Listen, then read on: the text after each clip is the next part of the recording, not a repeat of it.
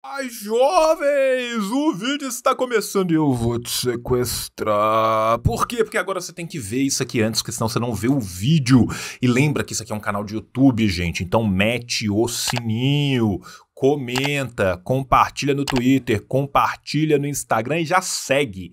Segue o nosso canal de cortes também, que o dia que você quiser ver um vídeo curto, você vê o canal de cortes, o dia que você quiser ver um vídeo longo, você vê aqui, e todo dia você vê os dois, e tatua um QR Code também de ambos, que facilita muito. Tatua na testa, que fica mais bonito. Do outro lado da testa, você põe um berro e escreve realidade. Tá certo? Isso aqui é um trisal, jovens. Trisal poligâmico louco do comunismo brasileiro. Eu, João Carvalho, várias redes aparece, tudo igual, a gente faz branding. E também quem? Rafael Correia, o melhor editor do Brasil e a maior artista gráfica do Brasil, Dona Nune. Primeiro, redes do senhor Rafael. Segundo, redes de Dona Nune. E agora a gente vem o paraíso do cupom antes. Por quê? Porque o tio tá de cupom novo.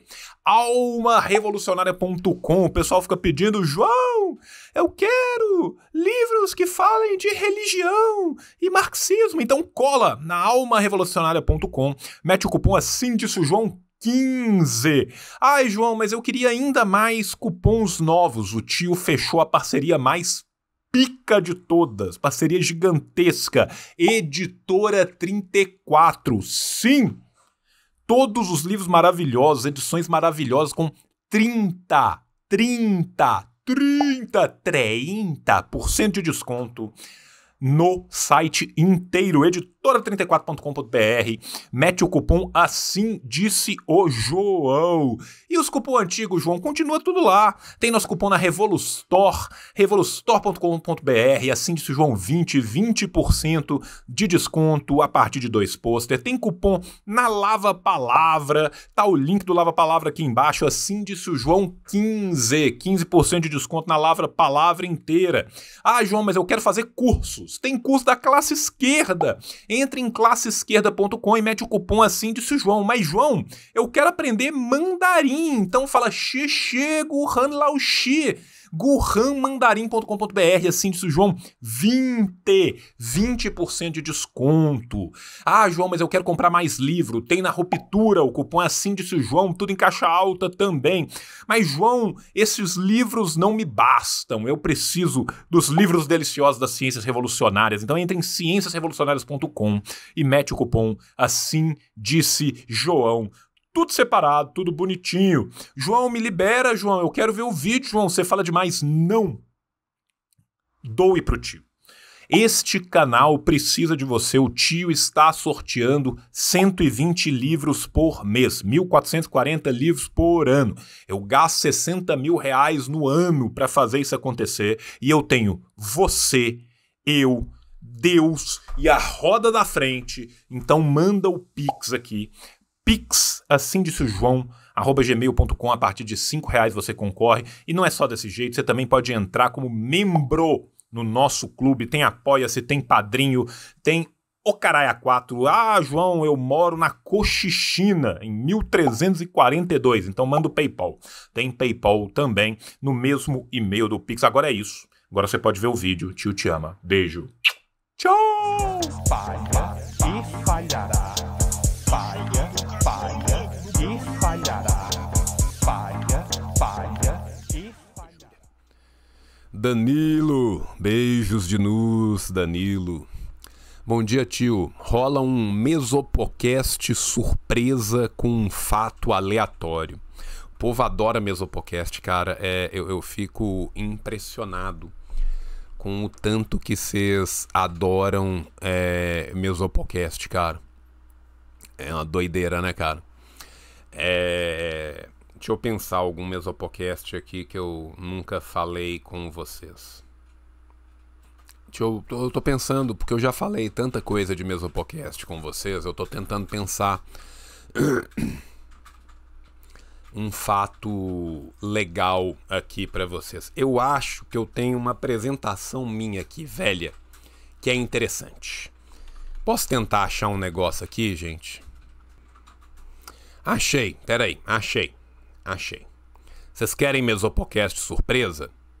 É isso que vocês querem? Vocês querem Mesopocast surpresa? Vocês vão ter Mesopocast surpresa. Vocês vão arrepender de ter pedido, tá?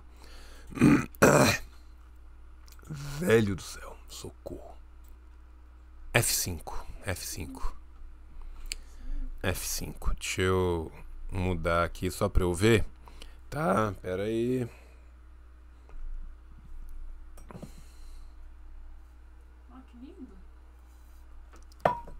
Vamos falar um pouco então de Huaua ou Humbaba, tá? Vamos falar de Huaua Humbaba na literatura, na iconografia e suas funções religiosas. A primeira coisa que eu quero chamar a atenção para vocês, né, é que vocês podem notar aqui um Bananaspracht. O que é o Bananaspracht? Bananaspracht é uma teoria da linguística, obviamente alemã, né? Fala banana,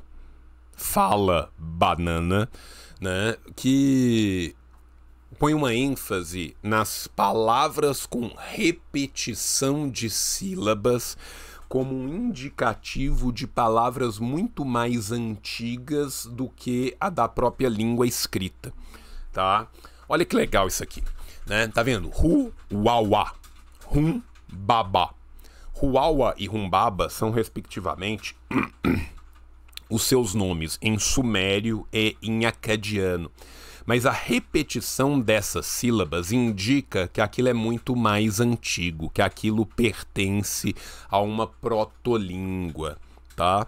Indica que aquilo que a função e normalmente aonde que você tem o Bananaspracht? Você tem o Bananaspracht nos deuses, você tem Bananaspracht nas grandes manifestações da natureza. Vou dar outro exemplo para vocês. Inanna. Vou dar outro exemplo para vocês. Abubu. O dilúvio, né? E a gente tem que pensar aqui que o dilúvio pros povos, né, semíticos, ele não é um fenômeno que acontece uma vez só. Ele é um fenômeno recorrente. Porque você tem ali planície de aluvião, né? Então normalmente você tem a chuva, e a chuva causa essa subida do rio, tá? E isso é um fenômeno recorrente. Então o dilúvio, e a gente tem que entender que o dilúvio não é a chuva. O dilúvio é a subida das águas para as terras. Depois que a chuva acaba, para eles ainda continua em dilúvio, em abubu, enquanto a água não voltou. Então dilúvio para eles não é chuva forte, dilúvio para eles é subida de água, que é diferente também. E por que isso é tão importante? Porque os primeiros deuses dessa região vão ser deuses quitônicos, tá? Que vêm debaixo da terra. Por quê? Porque eles entendem que a água subir na planície é o que torna a terra fértil. Então o Deus inunda a terra para dar fertilidade e te manter vivo. É por isso que o Deus vem de debaixo da terra e não do céu, tá? Que é outra coisa também. Mas vamos continuar aqui, né? Porque eu não falei nada ainda e tô passando. Qual que é a ideia aqui dessa breve apresentação sobre Humbaba e Huaua, tá? É falar um pouco, né, da presença dele na literatura da Mesopotâmia, né? Seja na literatura heróica, seja na literatura divinatória e profética, né? E falar também das suas funções cultuais e apotropaicas. Apotropismo, a palavra do jovem, né? A cada 5 palavras que meu filho fala, 2 são apotropismo, né? A Nayara, por exemplo, não aguenta mais ouvir o Eric falar de funções apotropaicas, de Melamu. Não é verdade, amor? Então, assim, apesar de saber que o apotropismo é uma coisa corrente na língua do dia a dia, vamos explicar o que é apotropismo, né? Função apotropaica é a função de proteger afastando, tá? Função de proteger afastando. Por quê? Vamos pensar em Humbaba, vamos pensar em Huaua. Tanto no ciclo de Bilgames como no ciclo de Gilgamesh, né? Qual que é a função de Humbaba e Huaua? Uma função que a gente vem descobrindo que é muito mais profunda, muito mais abrangente, com um quesito político muito maior do que a gente imaginava, à medida que a gente vai conseguindo coletar novas tábuas e recompor o texto, né? Mas ainda assim, o Humbaba, o Huaua, ele é o guardião da floresta do cedro. Ele é o cara que está defendendo aquela floresta onde está a madeira sagrada. Qual que é a função da madeira? Né? Construir a porta. Que porta? A porta do teu cu, filha da puta. Não, eu tô brincando. Vai construir uma porta. Qual porta? A porta que liga o Ziggurat até os céus, até o Apsu, tá? Porque todo Ziggurat, todo templo daquela região, ele tinha uma porta secreta que era carvada num único tronco gigante de cedro, que era aberta só 2 vezes por ano, e na qual o sumo sacerdote entrava ali dentro, e ele entrava ali dentro, ele saía do templo e entrava no reino dos deuses. E aquele era um momento de comunicação com os deuses, aonde eles vão receber o que a sociedade precisa, vai poder fazer as perguntas, vai fazer divinações, enfim, tá? Essas portas rituais nos templos, no Inanna ou em qualquer outro templo grande da Suméria ou da Acádia, elas eram construídas carvadas em cedro. O cedro é uma madeira que fica onde, gente? Vamos lá, valendo 5 pontos, chat. Qual país tem a porra de um cedro gigante na bandeira, gente? Me ajuda. Líbano, obrigado. O cedro é uma madeira típica do Líbano. O que acontece? Essa região que hoje a gente chama de Líbano, né, não fazia parte dos reinos de onde a gente está falando. Então era uma região estrangeira. Vocês entenderam o que acontece? A coisa mais importante para as funções religiosas desse povo eram roubado dos gringos. Então eles tinham que ir no país dos outros, roubar a madeira e voltar para trás, tá?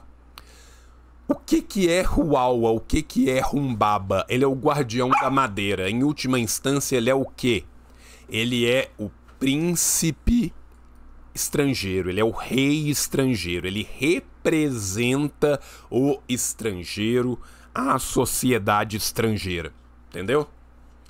Tanto que quando a gente pega as últimas escavações que a gente teve no Iraque e na Turquia, que passam a recompor ainda mais, né, o Chanakba e Muru, né, a gente começa a ver que no capítulo que a gente tinha perdido, quando eles vão na corte de Huaua, é uma corte estrangeira, é uma corte com animais diferentes. O estrangeiro protege o sacerdote? Não. O estrangeiro é dono da madeira. Você tem que ir lá no estrangeiro e roubar a madeira dele. Então você tem que demonizar o estrangeiro para justificar o fato que você está roubando madeira, tá? O ladrão de madeira são eles, gente. Tá? Mas como isso tem que ser justificado, o estrangeiro vira um demônio, um espírito protetor, que tem que ser morto para poder levar essa madeira, porque essa madeira é muito importante para quê? Para a função religiosa. Entendeu como é que funciona aqui? Tá? Então a humanidade muda muito para ficar igual. Bem, continuemos com o nosso Mesopocast surpresa, né? Como eu já falei, você tem uma origem pré-suméria do nome, né? O Gelb trabalha com a teoria do Banana Sprache, né? Huaua, Kubaba, Inanna, né? Humbaba aparece no ciclo sumério de Bilgames, né?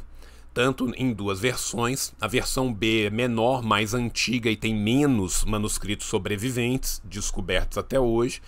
e a versão, ou traduzidos até hoje, e a versão A é maior, mais recente, com mais manuscritos sobreviventes. Por que a gente usa Bilgames e não Gilgamesh? Porque só o semítico tem aspiração. O sumério não faz parte do semítico. As línguas que são faladas a posteriori usando o cuneiforme, usando o Unicode, são línguas do semítico oriental e do indo-europeu, tá? Do semítico ocidental no final também, tá? Então são línguas tanto do tronco afrasiático quanto do tronco indo-europeu. O sumério a gente não consegue colocar ele em tronco nenhum, tá certo? Então é foda, tá? Por quê? Porque o sumério, de alguma forma, só pra gente colocar uma comparação, você coloca ele junto do euskera, né? Você não coloca ele junto porque são línguas diferentes, mas assim como o basco, né? Não é indo-europeu, não é ural-altaico, não é fino-ungriano, não é porra nenhuma, o sumério também não é porra nenhuma. Você não consegue colocar o sumério nem dentro do indo-europeu, nem dentro do afrasiático, tá? Já o semítico, que vai começar com o ramo semítico oriental, o semítico oriental é mais antigo, o ramo linguístico, do que o semítico ocidental, ele é um tronco do afrasiático, tá? Onde ficavam os sumérios? Os sumérios ficavam na Mesopotâmia. Por que a Mesopotâmia chama Mesopotâmia? Porque Mesopotâmia é o nome grego dela, tá? Mesopotamo. Meso, entre, potamu, rios. Entre rios. Quais rios? O Tigre e o Eufrates. Mais ou menos a região hoje ali do Irã, do Iraque, ali no Crescente Fértil, tá? Pra vocês entenderem. Beleza? Desculpa, a garganta tá foda. Então, na Suméria, por a gente não ter aspiração, aquilo que no semítico ocidental vai dar o som de G pra gente, pra eles é B. Então é Bilgames.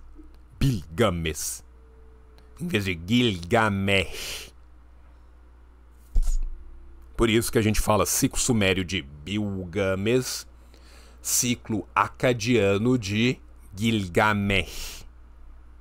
É isso. Vamos passar aqui, né? Quais são as características de Huawa, né? No ciclo sumério de Bilgames? Ele é um guerreiro que mora na floresta. Qual floresta? A floresta de cedro. Possui 7 auras que podem ser usadas contra os inimigos, são as armas dele.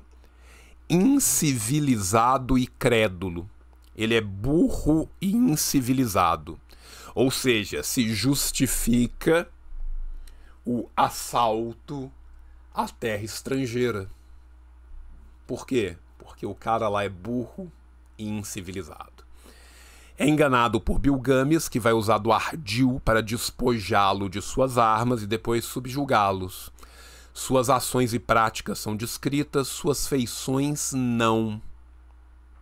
Isso aqui é muito importante. Por quê? Porque a função apotropaica pressupõe o melamu.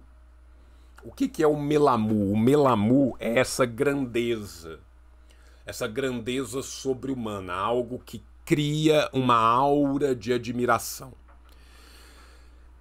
Eles não falam no ciclo de Bilgames quais são as feições exatas do Huawa, mas ele começa a ser incorporado com a feição do leão. Por quê?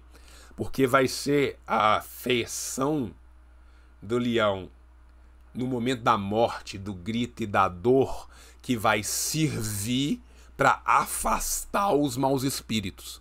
Nós vamos chegar nisso lá na frente, quando a gente estiver falando de funções religiosas, mas basicamente nós vamos usar a cabeça decepada de Huawa como um objeto apotropaico, como um fetiche que afaste maus espíritos. Mas vamos continuar aqui. Vocês estão gostando, gente, do Mesopocast surpresa? É daí que vocês queriam essa porra? Vocês falaram assim, Ah, Mesopodcast surpresa. Vocês gostaram? Estão gostando? Estão gostando? Vamos continuar então com o Mesopodcast surpresa aqui. Bem, quais são as diferenças entre as versões? Tá? Na versão A, quem mata Huawa é Enkidu. E você tem uma representação iconográfica de Huawa. Na versão B, Bilgames talvez deixe Huawa vivo. Isso fica subentendido, mas a gente não tem a versão B inteira, tá? Bem-vindo ao paraíso que é trabalhar com literatura na antiguidade. O que acontece? Muitas vezes a gente tem um pedaço só. A estela quebrou. Na hora de assar, você tem o anverso e o obverso. Imagina que você vai assar um pão num forno reto, beleza? O que acontece com um pão assado num forno reto? O pão assado no forno reto fica barrigudinho em cima e reto embaixo, você concorda? É a mesma coisa se assar uma tábua de argila. Então a parte de baixo é retinha, a parte de cima é barriguda. Às vezes quebra, às vezes trava, às vezes estaqueia um pedaço, às vezes a gente só tem um pedaço. E aí tem um outro detalhe. Gente, contar uma coisa triste pra vocês. Eu não leio sumério. Eu leio babilônico antigo, né? O acadiano antigo, né? Que é o acadiano falado no século XVIII a.C. Eu mais 5 pessoas na América do Sul lemos essa merda, tá? Eu não trabalho com isso. Você entende? Que eu não trabalho com isso. Ou seja, tem 6 pessoas na América do Sul inteiro que lê essa merda, uma delas não trabalha com isso.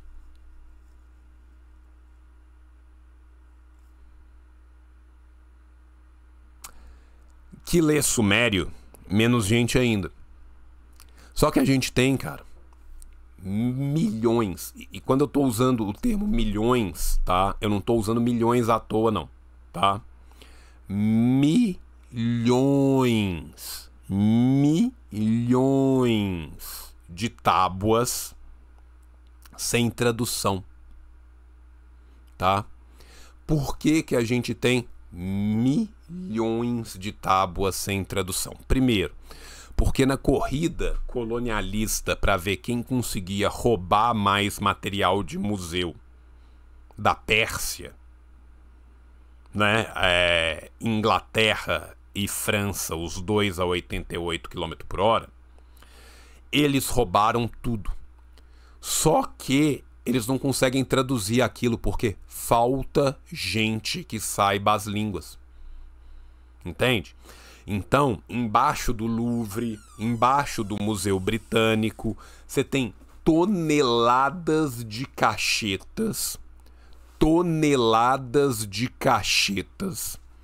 com várias estelas, com vários fragmentos, que simplesmente ninguém nem sabe o que é.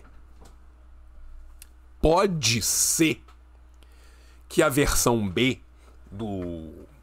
de Huawa no ciclo de Bilgames esteja lá, na cacheta 12.437. Ninguém sabe, né? Então, assim, pode ser que tenha milhões de coisas ali. Pode ser que a gente tenha toda a literatura sapiencial, iniciática ali, e os caras estão sentados em cima, porque falta gente, cara. Falta gente. Não tem gente para ler isso, tá? Então, assim, esse é o pesadelo de trabalhar com literatura na antiguidade e de trabalhar com letras mortas, tá? Vamos continuar. Humbaba e a literatura acadiana. Tá vendo? Huawa. Humbaba. Wawa. Wawa. Humbaba. Você percebe como foneticamente é mais simples, é mais pretérito, tá? É por isso que a gente tem a teoria do Gelb, né, do Bananasprache, que tá, na minha opinião, que é corretíssima. Vamos lá. Vamos ver as diferenças fundamentais, então, entre as representações de Humbaba na Suméria e na Acádia. Aqui fica interessante. Na Suméria, ele é um guerreiro que vive na floresta. Mas ele tem feições humanoides. Ele tem cara de gente. Ele é gente. Na Acádia, que é muito mais avançada intelectualmente do que a Suméria, que conquista, né, o espólio da Suméria, organiza, ele é um guardião apontado pelos deuses, mas ele tem feições demoníacas e monstruosas. Ou seja, olha só, na época da Suméria, ele era um guerreiro que vivia na floresta, mas ele tinha feição de humano. O que significa dizer? Que quando a gente ia roubar a madeira dos caras, eles viviam na floresta, eles não viviam igual a gente vive em cidades, mas eles eram gente. Agora, ele é um guardião apontado pelos deuses. Mas ele tem feições monstruosas e demoníacas, horríveis. Ou seja, quem são os deuses? Os deuses são o reflexo da sociedade que os cria. Os deuses falaram, esta madeira sagrada precisa ser guardada, mas ela é guardada por essa galera que é meio demoníaca. Que tem assim... Você entende? Você entende como que a visão já é diferente da Suméria para a Acádia? Enfim, né? Dá pra gente falar muito de política falando de literatura, gente. Né? Então, porque os deuses somos nós, tá, jovem? Tá? É do caralho, não é? Não é do caralho isso, cara? Quase ninguém trabalha com Humbaba, com Huawa, com representação de cultural e tal. Sei lá, eu acho o tema mó legal, cara. Eu acho o tema mó legal. Né? Eu sou suspeito, né? Mas eu acho divertido. Vamos lá. Humbaba no período antigo babilônico. Aqui é a parte que o tio consegue ler, tá? Aqui é a parte que o tio consegue compreender melhor um pouco, tá? 12 tábuas remanescentes, das quais 9 contêm referências ao episódio da Floresta de Cedro. Do que nós estamos falando aqui? Nós estamos falando aqui do Ele o Abismo Viu, tá? Nós estamos falando aqui da primeira... Não é a primeira... Da primeira recensão feita por Simlek Unini, que torna o texto da chamada epopeia de Gilgamesh clássica no século XVIII. Tá? É disso que nós estamos falando aqui. Dessa versão do século XVIII, mais antiga, tá? Proeminente entre os reis, desculpa, eu confundi os dois. É o Shutur-Elisharri. Dessa versão mais antiga, sobraram 12 tábuas. Das 12 tábuas que sobraram, 9 tem referência ao episódio da Floresta de Cedros. Qual que é o episódio da Floresta de Cedros? O episódio da Floresta de Cedros é Gilgamesh e Enkidu vão até a Floresta de Cedro, aonde eles vão para pegar uma árvore, um cedro, para uma função ritual. Humbaba, defensor da Floresta de Cedro, fala, nem fudendo, não pode, tá proibido, os deuses me deixaram aqui para proteger essa porra. E eles acabam matando Huawa. É a morte de Huawa que será o prenúncio da morte de Enkidu. Huawa quando é morto... Porque qual que é o ponto? Eles podiam até brigar com o Humbaba. Eles podiam até brigar com ele. Eles podiam até levar a árvore embora. Mas eles não podiam matá-lo. Por quê? Porque ele tinha uma função e essa função foi designada pelos deuses. Eles quebraram a ordem do universo, né? Quebraram a ordem universal. Quando você tem essa quebra, você tem que ter uma reparação dessa quebra. Como que se dá a reparação da morte com outra morte? Entende? É muito irônico, né? Que a gente é tudo ocidentalista, filho da puta, eurocêntrico, vagabundo, e a gente acha que os gregos inventaram essas coisas, né? A gente acha que a hamartia, que o erro, né, que precisa ser pago para voltar à ordem das coisas, é uma invenção grega. Não é. Inclusive, os gregos chupinham, roubam, copiam muitas, mas muitas das histórias da mitologia e da literatura. É um crime a gente falar literatura sapiencial, porque grego ocidental pode ter filosofia. Gente marrom não tem filosofia. Gente marrom tem literatura sapiencial, né? Mas muito é copiado. Esse trânsito era muito grande, gente. Vamos só pensar aqui o que era a Magna Grécia e o que era a Mesopotâmia. Um faz fronteira com o outro, tá? Boa parte da Grécia não fica na Europa, tá? Fica na Ásia. Mas a gente esquece disso, né? Porque para lá do Montes Urais não tem civilização. Vamos voltar. Ou seja, né? A gente tem aqui essa representação, né? Humbaba também está sempre sendo representado como uma força da natureza. Ele é tão forte quanto uma montanha, ele é tão potente quanto um touro selvagem, ele é o próprio Haddad, que é a representação da tempestade, ele é tão perspicaz e inteligente, capaz de trair como o pássaro Anzu. Um dia eu vou fazer um especial só sobre o pássaro Anzu, tá? O pássaro Anzu é o pica-pau da Mesopotâmia. Vocês já viram um pica-pau? Não viram? O pássaro Anzu é o pica-pau da Mesopotâmia. A Mesopotâmia tem um maravilhoso pássaro traquinas, tá?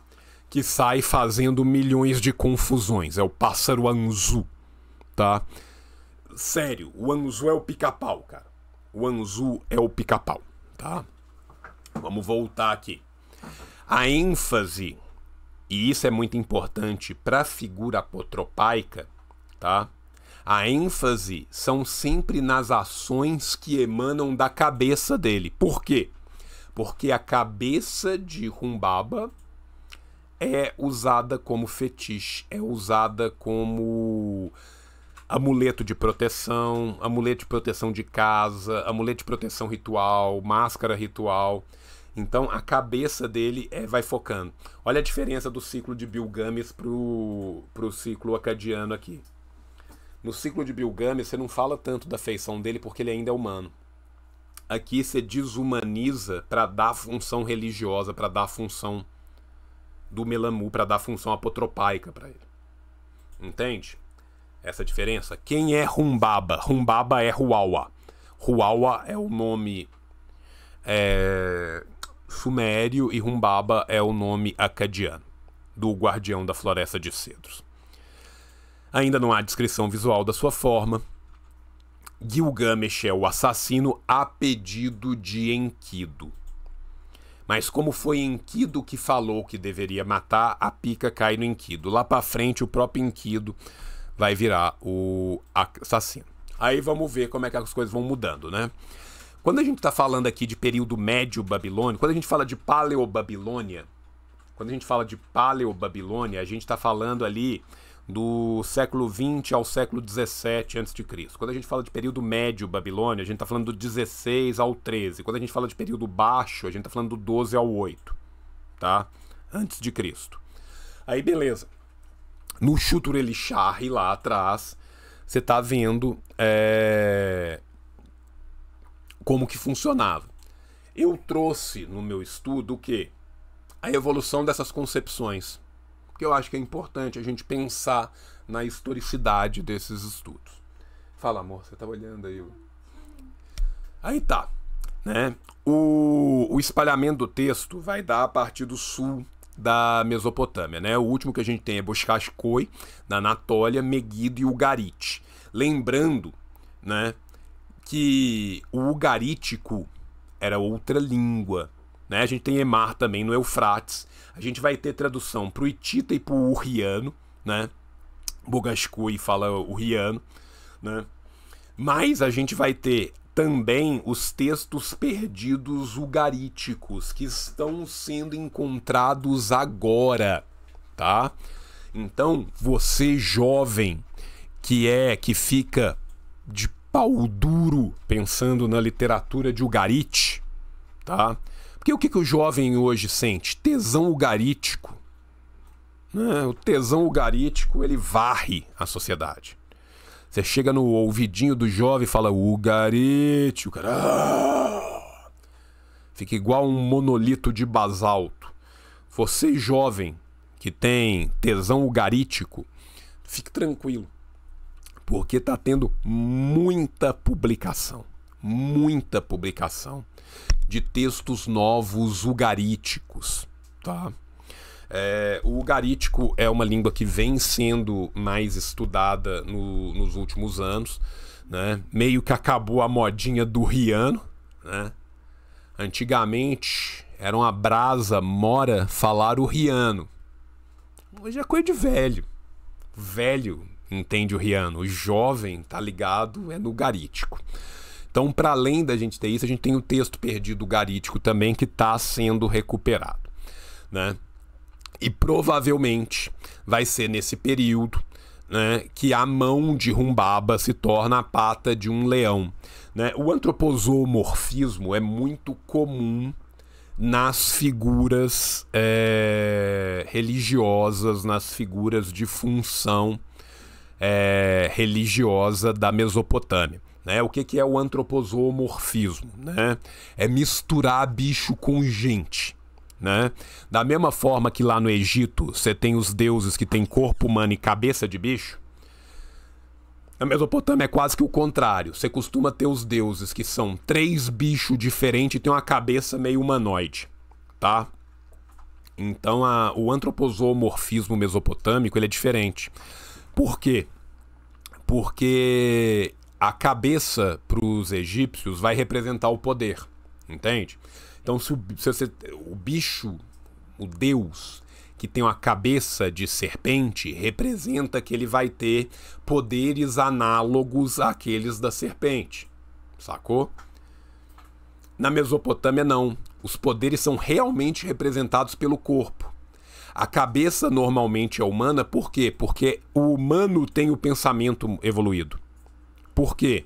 Porque nós humanos fomos feitos à imagem e semelhança dos deuses. Porque a criação da Mesopotâmia... Eu vou contar a criação da Mesopotâmia, vocês me falam se vocês já ouviram isso em algum outro lugar. Ó que doideira. Tá? Eles pegam barro e pegam um deus menor e matam o deus menor e misturam esse deus menor com o sangue dele nesse barro. Doideira. Tá? Veio antes, né? Veio antes, né? Mas enfim, quem sou eu para falar que os outros é ladrão? Mas vamos voltar, tá? Então o antropozoomorfismo na região da Mesopotâmia, ele tem uma representação quase que diametralmente oposta ao do antropozoomorfismo, tá? Africano, beleza? E por que eu tô falando africano e eu não tô falando egípcio? Porque os núbios também trabalhavam com antropozoomorfismo muito similar, mas Deus proíba que africano tem história, né? Então a gente não conhece nada de lugar nenhum. Mas vamos continuar aqui. Continuando aqui então, né? na versão standard, tá? Que aí sim o Chanakba e Muru, né? O que é a versão standard? É quando o texto das diversas versões diferentes que passavam por todos aqueles impérios, né? Eu vou explicar um pouco do Unicode na Mesopotâmia para vocês entenderem. A língua na Mesopotâmia, ela funcionava como um unificador de culturas, assim como a escrita na Mesopotâmia funcionava como um unificador de culturas, assim como a escrita funciona como um unificador de culturas na China. Quando a gente fala chinês, o que a gente está falando? A gente está falando de uma forma, de um código de escrita, tá certo? Por quê? Porque dentro daquilo que a gente chama de chinês, dentro daquele código de escrita, você tem língua asiática e você tem língua indo-europeia. Vocês sabiam que tem uma língua medieval chinesa chamada Tocário, que é indo-europeia, falada na China, no século XII, XIII? Normalmente as pessoas não conhecem o Tocário, tá? O que o Tocário nos mostra? O Tocário nos mostra o que o Hitita nos mostra. Eu falei do Hitita e do Urriano. Hitita não é uma língua afrasiática. Hitita não é uma língua semítica. Tá? Hitita é uma língua indo-europeia. O Hitita é uma língua indo-europeia. Ele não é uma língua semítica. Tá? Da mesma forma que o Unicode, o cuneiforme, vai passar todas aquelas culturas, trazendo essa união dessas culturas, com várias línguas, várias culturas diferentes, mas escritas com uma mesma escrita, a gente tem isso também lá na China. Enfim, voltando para cá. O que acontece? Assurbanipal, tá? Não confundir com a surra do meu pau, ele cria uma grande biblioteca no reinado dele. O que o Assurbanipal faz? O Assurbanipal, ele decide sumerizar, organizar, trazer para o mesmo lugar todo o conhecimento de todos os cantos do Império Babilônico. Então ele manda todos os escribas copiarem todas as histórias e levarem essas histórias todas para uma grande biblioteca, que é a biblioteca de Assurbanipal. Beleza. Na biblioteca de Assurbanipal, ele pede que alguns dos seus escribas peguem as histórias que são as histórias mais famosas, mais renomadas, e padronizem essas histórias, vendo as diferenças delas em todos os lugares do reino e chegando numa única versão. Esse é o trabalho de Sinleq-Unini no Chanakba e Muru. Show! Show! O texto, então, é estabelecido em 12 tábuas. A expedição à Floresta dos Cedros é primeiramente mencionada na tábua 2 e a aventura termina na tábua 5. Só que a gente não tinha quase que nada das outras tábuas. Entre a 2 e a 5 tem um buraco gigantesco. Tá? E olha que a Epopeia de Gilgamesh é um dos textos mais completos que a gente tem. Tá? O Enuma Elish é mais completo do que ele. O Enuma Elilu é mais completo do que ele também, né? O famoso Atrahasis, que é a paixão do tio. Um dia eu faço um Mesopocast surpresa de Atrahasis, que era para ser meu doutorado. Mas Deus proíba, né, gente? Deus proíba que eu entre num doutorado para falar disso, porque você balança uma árvore, gente, e cai gente que fala acadiano. Cai gente que estuda isso, né? Então, como eu tive que fazer uma prova de Grécia em grego antigo, e eu acertei a prova, e aí eu tirei 58, porque eles não gostaram do autor que eu usei para falar de Solon, porque ele é démodé, né? Então você vê que a universidade brasileira vai chegar muito longe, né? Tá tudo tranquilo. Um dia eu falo com vocês do Atrahasis. Vamos voltar. tá? O texto, então, é estabelecido. A gente não tinha muito do que acontecia com Gilgamesh, com Enkidu, nessa floresta, de onde que vinha, de onde que vai, e agora a gente começa a ter. Essa apresentação que eu escrevi, eu escrevi ela para uma apresentação que eu fiz lá em Mariana para a Sociedade Brasileira de Estudos Clássicos, então ela é antiga, tá? Quando eu escrevi isso, ainda não tinha saído esse trecho. Agora a gente tem esse trecho novo, que é o Enkidu visitando a corte do Humbaba.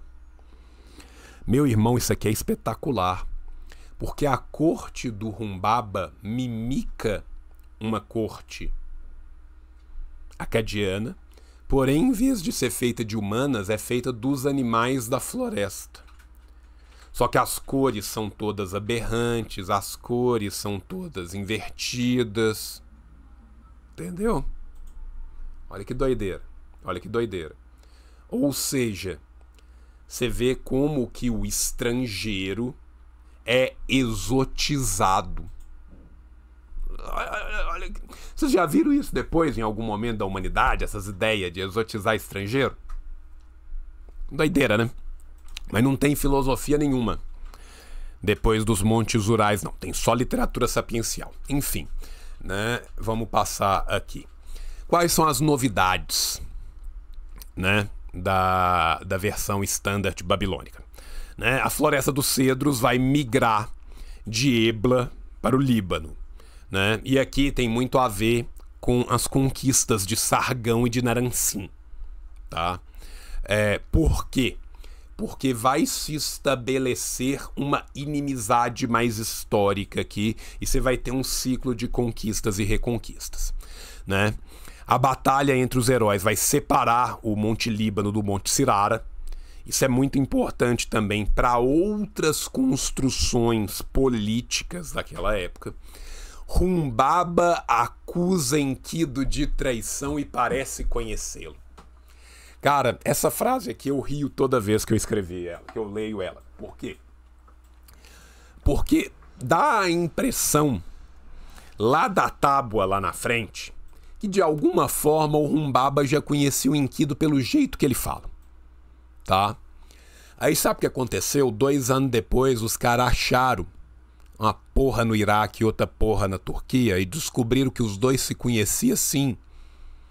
E que o Enkidu visita a corte dele, troca uma ideia com ele. Aí você fala assim: ah, Jaqueline! Que é isso, Jaqueline? Que é isso, Jaqueline? Sabe? Então, assim, a criaca é cabulosa, né? A face de Humbaba escurece pela ação de Shamash. Isso aqui é muito importante, por quê? Porque a representação pictográfica do Humbaba vai se dar nesse momento, que é ele morrendo e a face escurecendo, porque Shamash decide ajudar os nossos intrépidos heróis, né?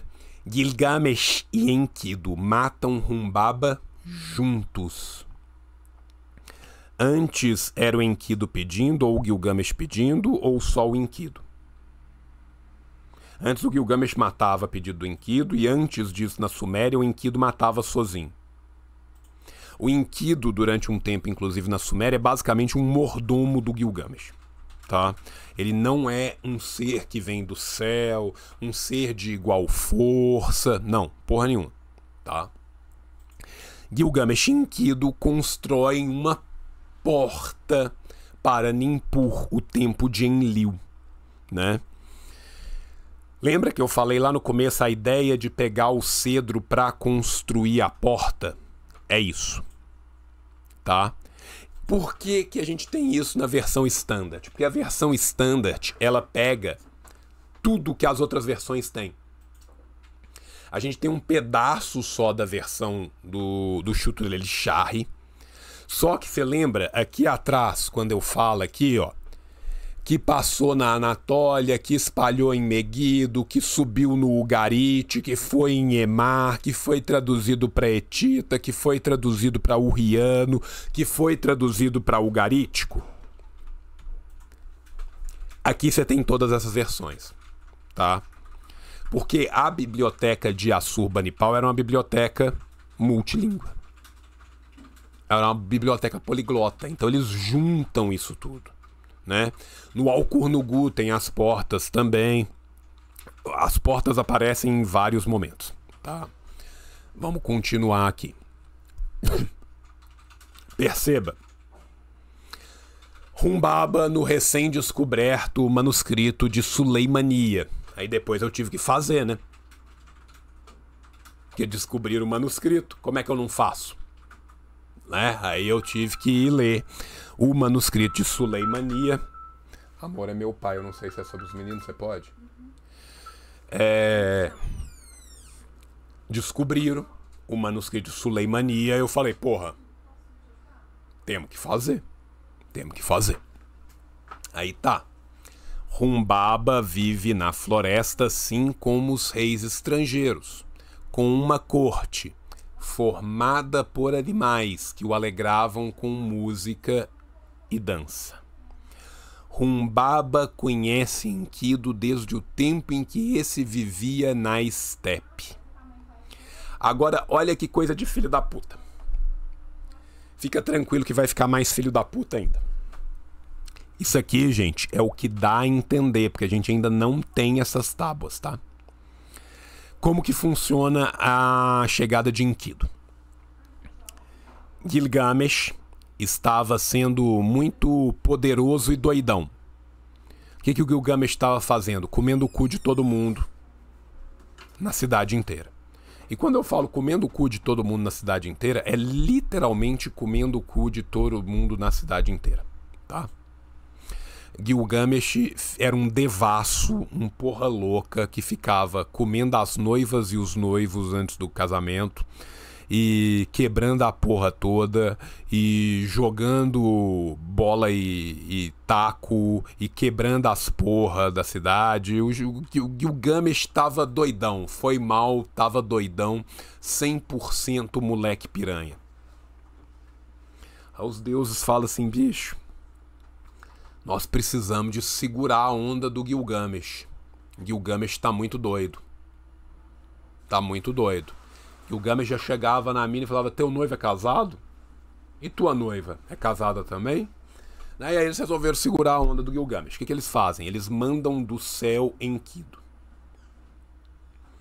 Aí o Enkidu cai igual um meteoro no meio das estepes. Ao que tudo indica, a primeira pessoa que acolhe Enkidu e ajuda Enkidu é o Humbaba, tá? O filho da puta matou quem acolheu ele. Por quê? Porque depois ele foi civilizado. Civilizado por quem? Por Harintu Shamhat. O que é Harintu Shamhat? Harintu é um tipo de prostituição ritual, Shamhat é outro tipo de prostituição ritual. Uma é masculina, a outra é feminina. Harintu Shamhat é a prostituta perfeita. É uma figura criada como um topos literário para mostrar, tá, que a civilização se dá pelo sexo, pela culinária, pela entrada na cidade. Se você sabe beber, se você sabe comer pão, você sabe trepar, você sabe vestir roupa, você sabe entrar na cidade, você está civilizado. Então, Dona Harintu Shamhat passa 7 dias dando um chazão no Enkidu e civiliza o Enkidu. O Enkidu entra na cidade, porque o Enkidu estava causando criaca lá fora.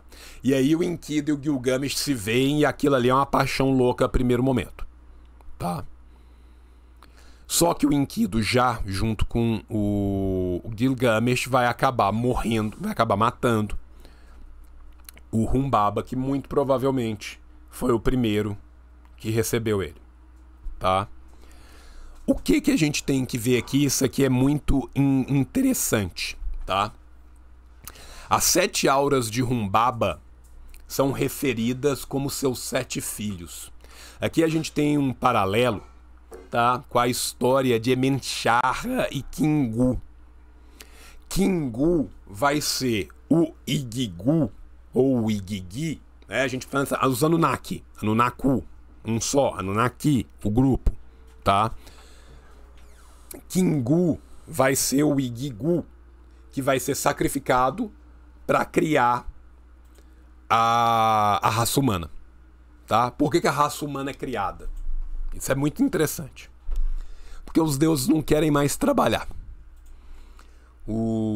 Os deuses não querem mais trabalhar. Tá? Então eles precisam de criar um bicho que trabalhe para eles não terem que trabalhar. Você tem os Anunnaki, que são os deuses mais altos, e você tem os Igigu, que é uma segunda geração de deuses. Por quê? Porque os Anunnaki não queriam trabalhar, então eles criaram deuses menores, os Igigu. Só que os Igigu viraram e falaram: pô, eu sou Deus também, eu não quero trabalhar não, meu irmão. Tu não me criou Deus? Eu não sou cheio dos poderes? Trabalho de cu é rola. Vou trabalhar não. Aí os Anunnaki falam: beleza, tranquilo. Pode ser, mas nós vamos precisar de um dos seus para ser morto, para criar uma outra coisa para trabalhar para nós todos. Aí os Igigu se reúnem e oferecem Kingu em sacrifício. E aí, é misturado no barro e é criado os humanos. Só que aí os humanos começam a fazer barulho pra caralho, e o barulho acorda os deuses à noite, eles ficam putos e manda o dilúvio pra eles pararem de fazer barulho. Me parece válido, né? Mas vamos voltar aqui. Olha que interessante, um pouquinho de texto a mais que a gente tem. A quantidade de coisa que a gente descobre. Continuemos. Vamos falar um pouco agora da presença do Humbaba e de Huawa, né, na literatura divinatória, na literatura profética, na literatura oracular, né? O que é isso? Né? A gente tem que entender primeiro que existe uma codificação tardia da literatura profética, da literatura divinatória, da literatura oracular da Mesopotâmia. Tá? Por mais que a gente tenha manifestações de profecias ou ações de cunho divinatório sendo presente na literatura sapiencial, na literatura, entre aspas, épica, mítica, nos próprios tratados políticos, a gente só vai ter uma codificação, a gente só vai ter um textão, né, de literatura oracular e divina, e a gente tem isso, tá? É uma delícia. Você, jovem místico, que quer fazer rituais de 32 séculos atrás, cola, tá? Você, jovem místico, que está fazendo projeção astral no centro do Rio de Janeiro, cuidado. Tem um maluco com uma cimitarra. Cuidado, tá? Mas ainda assim, tá? Você tem essa codificação que vai ser feita, né? O que acontece? Você tem textos que a gente acreditava que eram do século XII, mas que aparentemente eles são do século VIII. Então essa datação é meio... Beleza. Outra coisa que é importante da gente entender aqui, né? As manifestações luminosas de acepção proféticas eram interpretadas por um sacerdote específico chamado Baru, tá? Eu sei que o termo manifestação luminosa de acepção profética é uma merda. Eu peço desculpas pelo meu termo de filho da puta, tá? Que é o termo acepção profética luminosa, tá? O que acontece? O lumens é essa manifestação do não físico, entende? Tinha um sacerdote específico, um cara específico, que ele era o cara que interpretava o rolê profético. tá?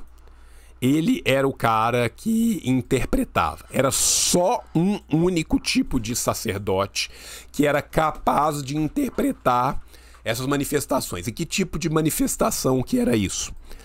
Era um fenômeno da natureza, era um eclipse, podia ser numa cerimônia religiosa, as vozes que se ouviam, tá?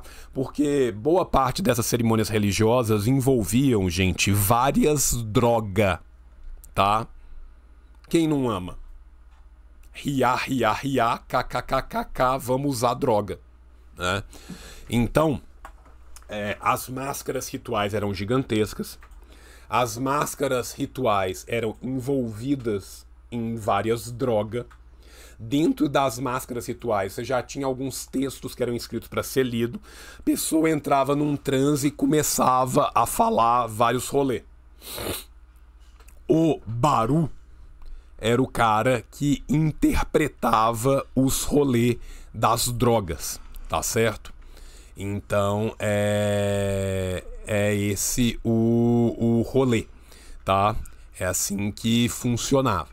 Tá? Então era um cara só pra fazer isso, tá? O vaticínio era formulado em próteses e apodoses. O que significa dizer, gente?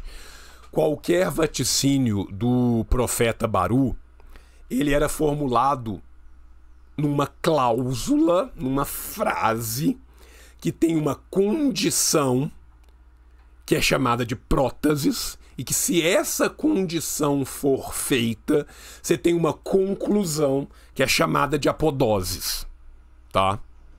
Próteses e apodoses. Qual que é? Deixa eu explicar isso da forma prática. Uma mãe tá com um filho doente. Aí ela chama o sacerdote para conversar com as divindades para saber o que ela vai fazer. O sacerdote entope o rabo de droga e faz o ritual.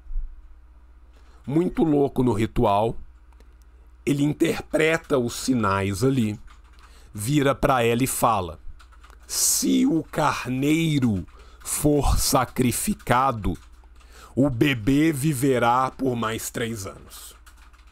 Entendeu? Isso é um vaticínio. Aí a mãe fala: porra, quem que é o carneiro? Você tem um carneiro? Não tem. Ah, mas o seu marido foi ofertado pra ir caçar com não sei o que é. Ah, beleza. Então ele tem que ir caçar, ele tem que sacrificar isso pros deuses e aí tem que fazer isso. É SUS na base das drogas, é isso. É o SUS na base das drogas, tá? É o SUD, Sistema Único da Droga. É o SUM, Sistema Único da Noia. Mas vamos continuar com a noia aqui. Bem, presença de Humbaba na literatura divinatória profética oracular, desculpa. Ele era usado em auspícios extirpatórios, né? Aqui, tá? Nós estamos falando das manifestações rituais, mas você tem outros sacerdotes que faziam outras coisas. Então, por exemplo, o oráculo Tiranu, tá? Era feito de que forma? No auspício extirpatório, nódulos do cólon ou emaranhados de pelos faciais, tá? Era um sinal de expansão de poteria. O que é um oráculo extirpatório, gente? Você pega um bicho, você amarra um bicho, você põe o bicho de cabeça para baixo, com o ventre para baixo, e você abre o intestino do bicho, a barriga do bicho. Os bofe cai, tá? Os bofe cai. Você interpreta os bofe. Você pega os órgãos internos, você vai abrindo eles e você vai olhando eles, tá? Se tivesse cabelo emaranhado, se tivesse câncer de cólon, nódulos no cólon, tá? Aí é um sinal de que vai ter expansão de poderio, se for um oráculo para pessoas comuns, ou um sinal de comando de vários reinos, se fosse um oráculo feito para a realeza. Você tinha os auspícios morfoscópicos, que vai ser o oráculo Aladimu, pelas feições faciais, né? Que era focado no olho e nariz em detrimento das outras feições. Quando? Quando matava, tá? Todos esses oráculos, gente, são feitos no momento de sacrifício da res, da presa, tá? Matou o bicho. Como é que a cara dele travou na hora que ele morria? Aí você vai ter esse oráculo aqui, tá? Se, tá vendo? Os olhos e o nariz ficar muito assim, é um sinal de riqueza. Por quê? Porque Humbaba, quando morreu, ficou assim. Entendeu? Qual que é a ligação? E os auspícios neonatais no oráculo Shuma-Isbu, tá? Que é o nascimento monstruoso. Ou seja, se um bicho dá luz a um bicho maluco, se você tem um bicho que vai dar luz a um feto com problemas morfológicos qualquer, aquilo era sinal de derrota militar e provavelmente isso estava correlacionado com o deus elamita Huma. E vocês lembram que eu falei da passagem pelo Elam? Tá vendo? Humba no Elam? Ah, é isso, tá? Enfim, né? Aqui você tem outras funções, gente. E eu acho que já tem muito tempo que eu tô fazendo, já são quase meio-dia, né?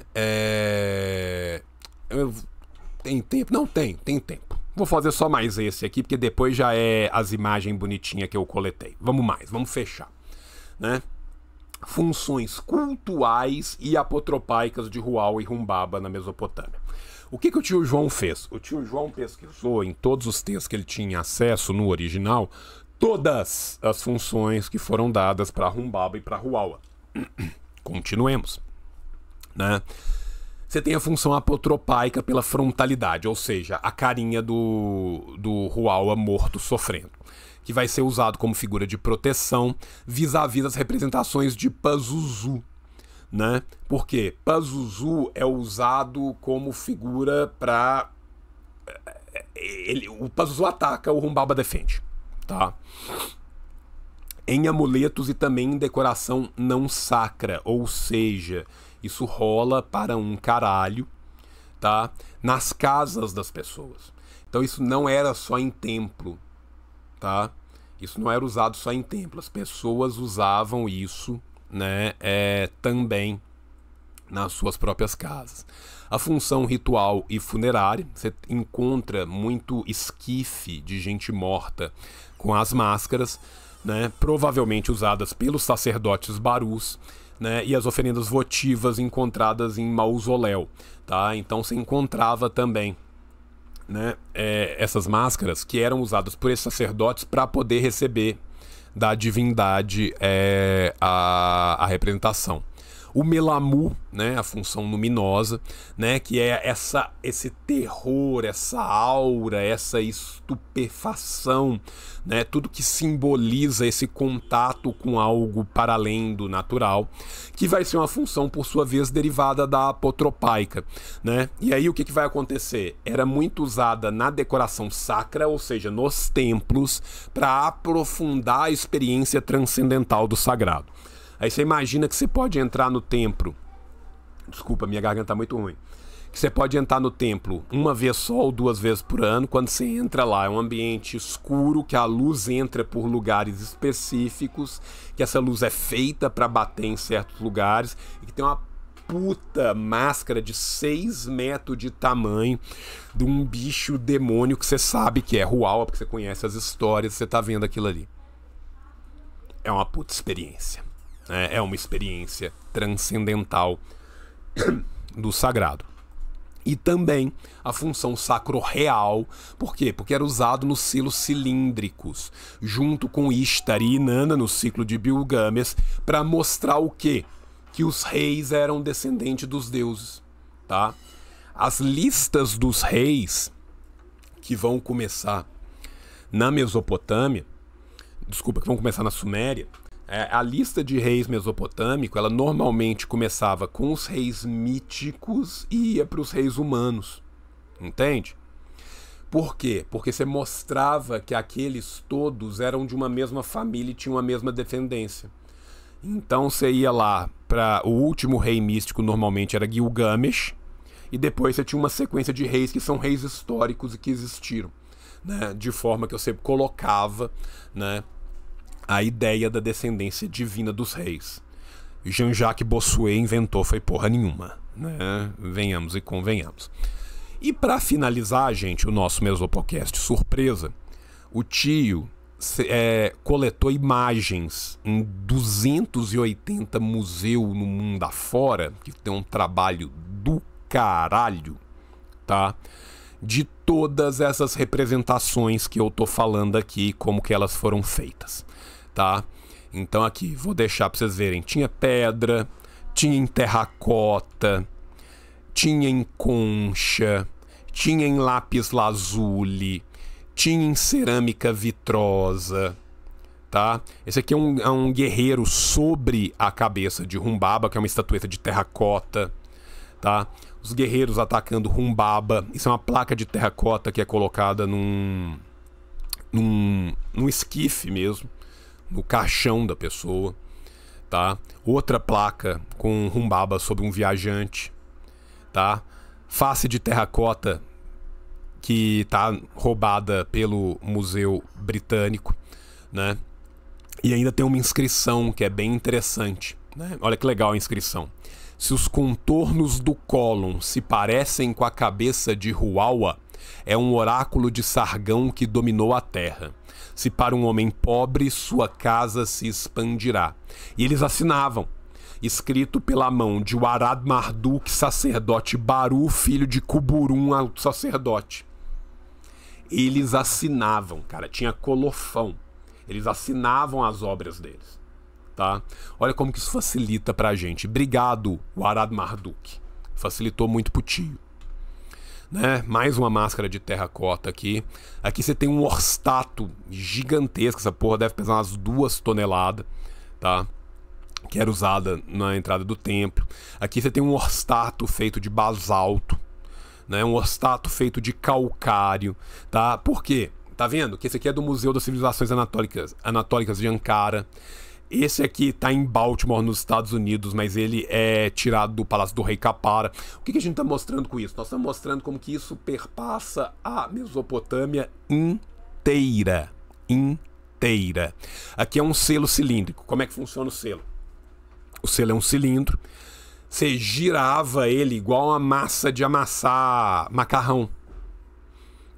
Ele era todo desenhado. E aí, na hora que você girava ele em cima da tábua, ela ficava pronta e você cozinhava ela, tá?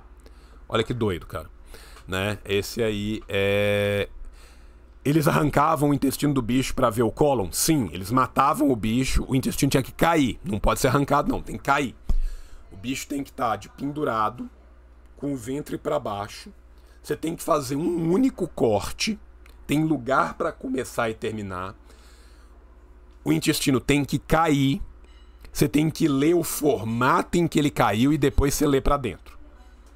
É sério. É um evento sério. O ritual dos campeões é um evento sério.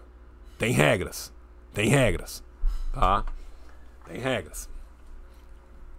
Comia o bicho depois? Não, inumava o bicho.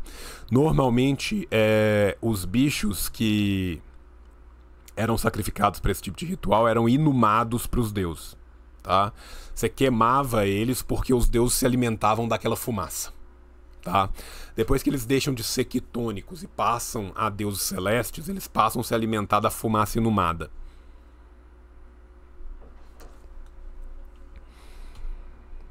Aqui tem outro selo cilíndrico, né? E aí acabou a apresentação do tio. Então, obrigado, jovens.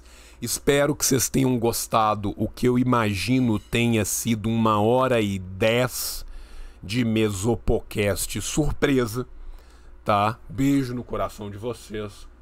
Até a próxima e tchau, tchau!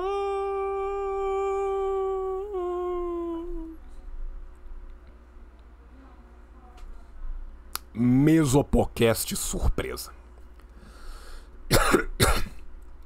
É isso. Ah, o vídeo ficou sem cabeça. Foda-se. É a vida, né? Vai ter que ser assim. O capitalismo falhou, falha e falhará em cada uma das sociedades aonde